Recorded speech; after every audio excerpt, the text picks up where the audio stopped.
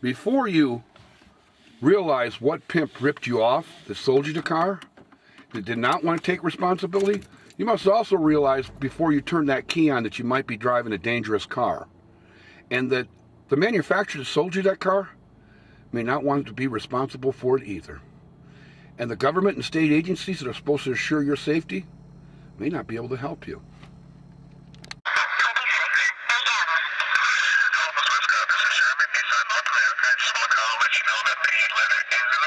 Parent of Mr. Goss at Nissan North America is not a responsible CEO, no more than Fritz Henderson at General Motors.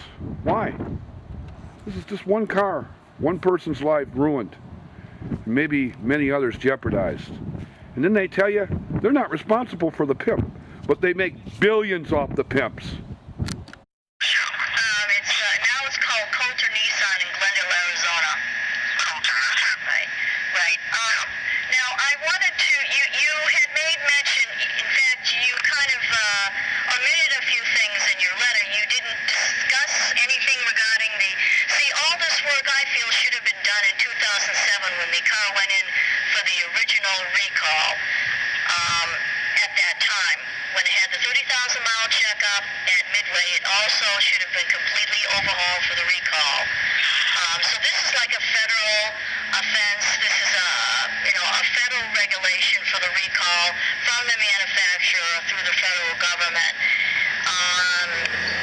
And I just wondered why. I just need more details as to why I wasn't notified about either recall and why Nissan allowed me to drive around for 9 months knowing there was a recall on this car. And then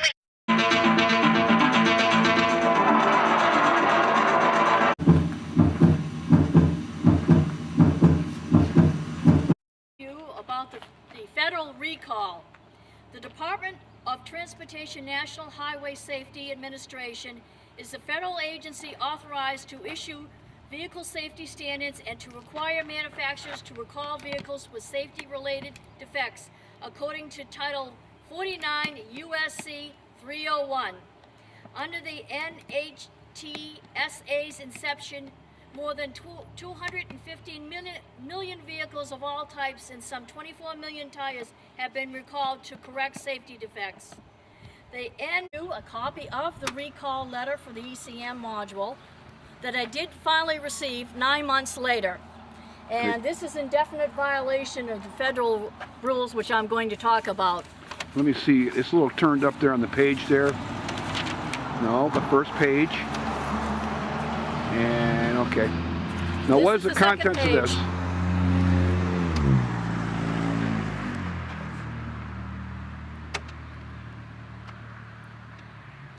It also states that I was to be notified 2 weeks later about the oil analysis on my engine, and I was also to receive 2 follow-up letters which never came. Okay, you didn't receive the follow-up letters, and the recall has never been resolved. It's never been resolved, nor it ever has been completed. And Sherman Slay and Nissan North America and Carlos Guzan has been aware of this for how long now?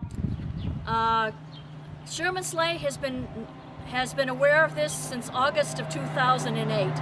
And the sensor for the crankshaft, and it works in conjunction with the cam sensor, and it works with the ECM module. They all talk together, they're sensors, and they all regulate the functioning and rotating and movement of the engine and transmission in the wiring. And this causes the engine to move freely. When they don't work and when they don't talk to one another, it shuts off in traffic at high speed and at low speed. It'll just shut off without any warning. So this is an endangerment that Mr. vantuly was aware of as well in regards to recall, as well as Sherman Slay and Carlos Guzan. That is correct. Woman, and I expect protection.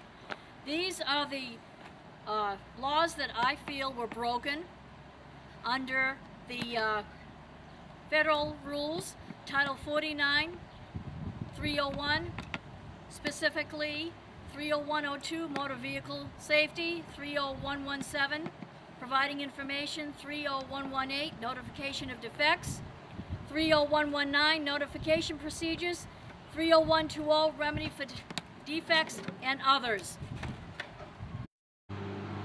Federal recall fraud, Mr. Goes, and you don't care.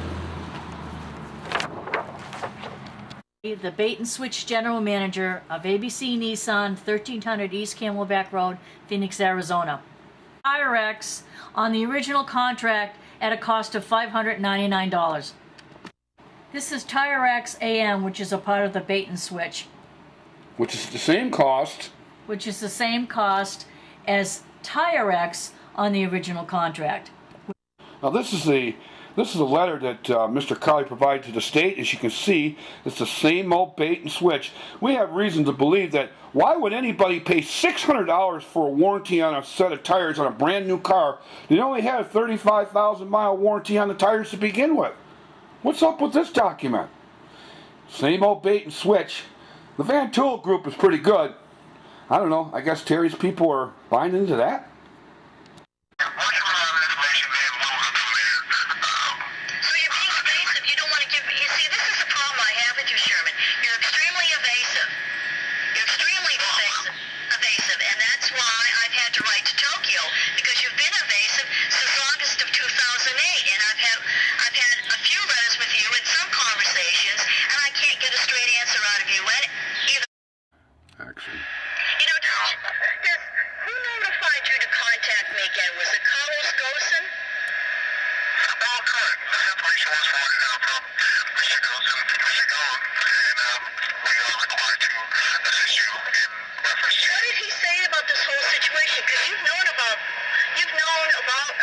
The recall and several of the problems that we've had with the dealerships in terms of the picketing and the abuse and the police abuse through the Nissan employees threatening and attacking us. You saying you would pay restitution, you don't make mention of that at all. What does he say about all this? What did he tell you? Well, we can't be responsible for what's involved with you and the dealership now because, you know...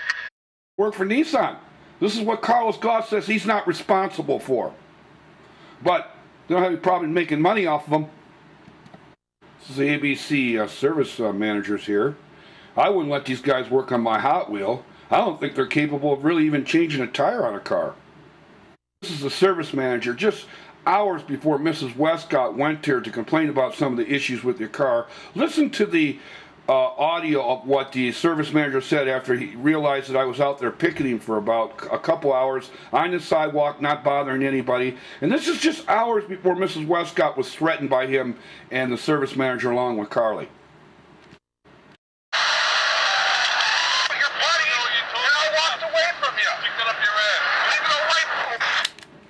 Here in Phoenix, we're at the KMLE, Cool. 107.9, 94.5. So maybe we'd drop them off a card, see if they're interested in an interview. Channel 12, right here on Portland and Central, Phoenix, Arizona. I'm going in with the paperwork now. The file. I'm at Channel 12 here today. 12 Investigative News. This little network is a little bit like 3 Not On Your Side.